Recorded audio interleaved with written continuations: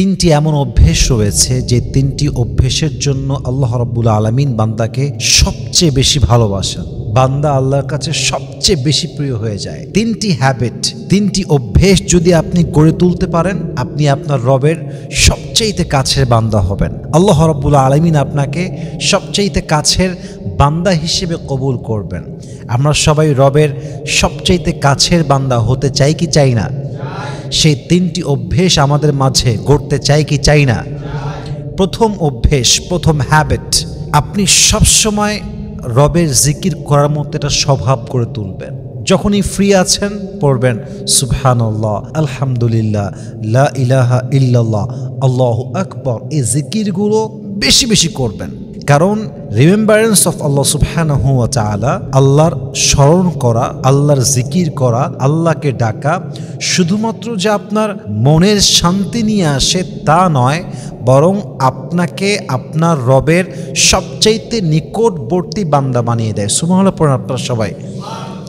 আলা বিযিকরিল্লাহি তাতমাইন্নুল কুলুব। মনের প্রশান্তি মূলত টাকা দিয়ে পাওয়া যায় না, বাড়ি দিয়ে পাওয়া যায় না, গাড়ি দিয়ে পাওয়া যায় না, বরং টাকা, গাড়ি, বাড়ি সব কিছু থাকা সত্ত্বেও ইউ উইল ফিল জিরো।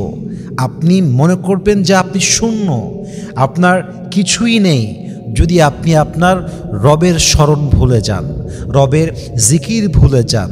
আর যদি রবের জিকির জীবিত থাকে, জিন্দা থাকে, অলওয়েজ মুখে জারি থাকে, আপনার সব কিছু না থাকলেও, আপনি শূন্য হলেও রবের জিকির থাকলে আপনার মনকে প্রফুল্ল করবে একজন। তিনি কে? পাকিস্তানের একজন সিঙ্গার যিনি ছিলেন জুনায়েদ জামশেদ, কিন্তু তিনি পরবর্তী সময়ে ইসলামের সুশীতল ছায়ায় এসে হি বিকেম দাঈ ইলাল্লাহ। তিনি একজন ইসলামের বড় দায়ী হয়েছিলেন। তিনি ওনারা একটা লেকচারে বলেছিলেন যে আমি যখন জনপ্রিয়তার শীর্ষে ছিলাম, টপ লেভেলে ছিলাম, আমি একদিন মনে মনে ভাবলাম যে এক यंग मैन, एक लड़का, एक नौजवान इस ज़माने में जो ड्रीम देखता है, जो सपना देखता है कि उसके पास ऐसा होना चाहिए, मेरे पास सब कुछ है, पैसा है, दौलत है, शोहरत है, इज्जत है, लेकिन मेरे दिल में कहीं सुकून नहीं है। मैं फील करता हूँ कि मेरे अंदर सुकून नहीं है। উনি বলেন যে এই যুগে একজন যুবক তার লাইফে যা যা এক্সপেক্ট করে, যা যা পাওয়ার স্বপ্ন দেখে, আই হ্যাভ এভরিথিং, আমার কাছে সব কিছুই আছে, জাস্ট একটা জিনিস নাই, এটা হচ্ছে আমার মনের শান্তি নেই। এটা আমি কেমন করে পাবো? After long time, it's long story, আমি সময় বেশি নিতে চাই না। সর্বশেষ উনি বললেন যে আমার সাক্ষাৎ হলো মাওলানা তারিক জামিলের সাথে। আমি বললাম যে হুজুর, মূলত আমার কাছে সব কিছু আছে, বাট আমার মনের শান্তিটা তো আমার কাছে নেই, আমি তো আমার মনের শান্তি খুঁজে পাই না। তো হুজুর ওনাকে একটা উত্তর দিলেন যে দেখো, তোমার দেহের একটা নিড বা চাহিদা আছে, তোমার রুহের একটা চাহিদা বা খোরাক আছে। দেহের চাহিদা একরকম, রুহের চাহিদা আর এক রকম। দেহের খোরাক একরকম, রুহের খোরাক আর এক রকম। দেহের চাহিদা কি? আপনি খুব ভালো ঘুমাতে পারলেন, খুব ভালো খেলেন, চোখ দিয়ে ভালো কিছু দেখলেন, ইউ হ্যাভ এভরিথিং, আপনার দেহ ঠিকঠাক আছে, আপনি 3 বেলা পারফেক্টলি খাবার খেয়েছেন, এটা হচ্ছে আপনার দেহের জন্য খাবার, এটা আপনার দেহের চাহিদা। কিন্তু রুহের একটা খাবার আছে, রুহের একটা চাহিদা আছে, এবং রুহের আসল খাবার হচ্ছে আল্লাহর জিকির। এটা হচ্ছে রুহের চাহিদা, এটা হচ্ছে রুহের পাওনা। আপনি 3 বেলা খেয়ে বডি ঠিক থাকবে, কিন্তু মনের শান্তি খুঁজে পাবেন না। যদি আপনি রুহানি যে গিজাটা আছে, রুহানি যে খাবারটা আছে, অর্থাৎ মনের শান্তি, রুহের শান্তি জাস্ট টাকা দিয়ে আসে না, জাস্ট গাড়ি দিয়ে আসে না, জাস্ট বাড়ি দিয়ে আসে না। রুহের শান্তি পেতে চাইলে একমাত্র একটাই সবচেয়ে বড় উপায়, জিকির করতে হবে এক সত্তার। তিনি কে? উনি উত্তর খুঁজে পেলেন যে মনের শান্তি মূলত টাকা পয়সা দিয়ে পাওয়া যায় না যদি বান্দা রবের থেকে ডিস্ট্র্যাক্ট হয়ে যায়, যদি বান্দা রবের থেকে বহু দূরে চলে যায়। এর জন্য মাথায় রাখতে হবে, যদি আপনি আপনার রবের সবচেয়ে প্রিয় বান্দা হতে চান, প্রথম অভ্যেস, অলওয়েজ জিকির করবেন সুবহানাল্লাহ, আলহামদুলিল্লাহ, লা ইলাহা ইল্লাল্লাহ, আল্লাহু আকবার। এটা হচ্ছে আফদলু যিকির, এর চাইতে সেরা জিকির আর কিছু হতে পারে না। অতএব আজ থেকে আমরা রবের জিকির বেশি বেশি করব তো ইনশাআল্লাহ। একটু জোরে বলতে হবে সবাই মিলে ইনশাআল্লাহ। 2 নাম্বার, যদি আপনি রবের প্রিয় হতে চান, 2 নাম্বার যে অভ্যেস আপনাকে গড়তে হবে, 5 ওয়াক্ত নামাজের সঙ্গে আপনার কানেক্টিভিটি কমপ্লিটলি অ্যাটাচড করতে হবে। You have to be connected with 5 times সালাহ ইন এভরি সিঙ্গেল ডে। যতদিন বেঁচে আছি, আমার যতক্ষণ পর্যন্ত শ্বাস বাকি আছে, দেহে আমার রক্ত প্রবাহিত হচ্ছে, আমি নামাজ পড়বই, আমি নামাজ ছাড়ব না। নামাজ আমার থেকে কখনো দূরে যেতে পারবে না। আমার জীবন থেকে সব বাদ হয়ে যাবে, নামাজ বাদ হতে পারবে না। ঠিক কিনা বলেন? নামাজ হচ্ছে একটা ফার্সি শব্দ, আরবি ভার্সনটা হচ্ছে সালাহ।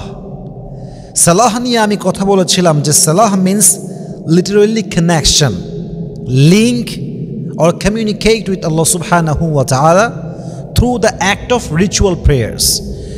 সালাত মানে হচ্ছে আল্লাহর নিকটবর্তী হওয়া, সালাহ মানে হচ্ছে আল্লাহর সঙ্গে কথা বলা, সালাহ মানে হচ্ছে আল্লাহর কাছে দোয়া করা, সালাহ মানে হচ্ছে আল্লাহর সঙ্গে নিজের সম্পর্ক, নিজের তাআল্লুক, নিজের রিলেশনশিপটা জুড়ে দেওয়া। সুবহানাল্লাহ পড়বেন না আপনারা সবাই? হাদিসে আসছে আকরাবু মা ইয়াকুনুল আবদু মির রাব্বিহি ওয়া হুয়া সাজিদ।